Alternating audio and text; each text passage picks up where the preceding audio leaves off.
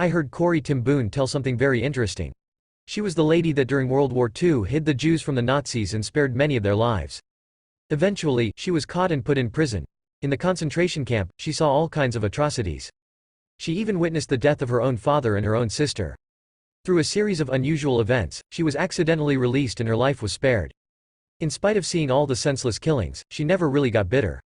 In fact, she even forgave the man that killed her family. Somebody asked her how she could make it through those dark days of seeing such terrible acts of hatred and still be loving and kind and forgiving. She answered back with a story. She told how when she was a little girl, her father would take her own train rides throughout Europe.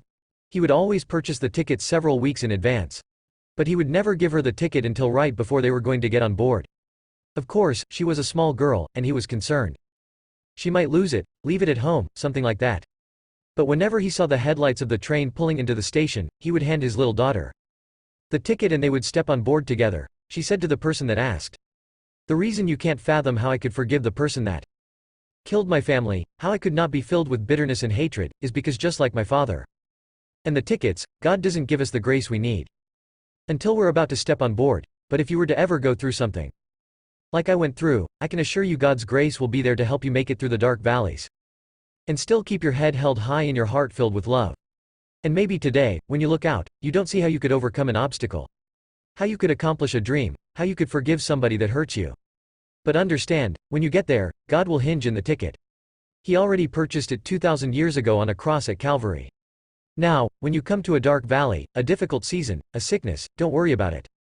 Your heavenly Father will hinge in the ticket. He'll give you the grace, the strength, the favor, the forgiveness to do what you need to do.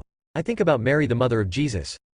When the angel appeared into her and said she was going to have a child without knowing a man, she dared to believe, said yes, let it happen. But think about this, Mary didn't ask to have this baby. Yes, it was a great blessing. Of course, she went down in history. But in a sense, it was a great burden. Here Mary was planning her wedding.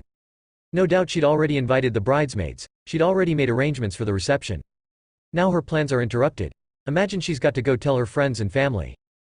For some reason the wedding is called off. Joseph, her fiancé, the man she greatly loves.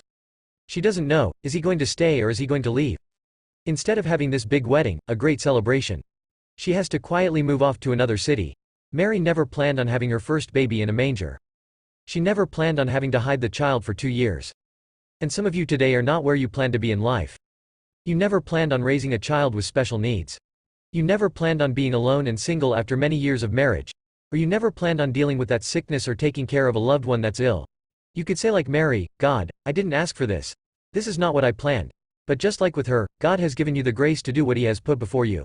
He will never give you an assignment without giving you the ability, the strength to make it through victoriously.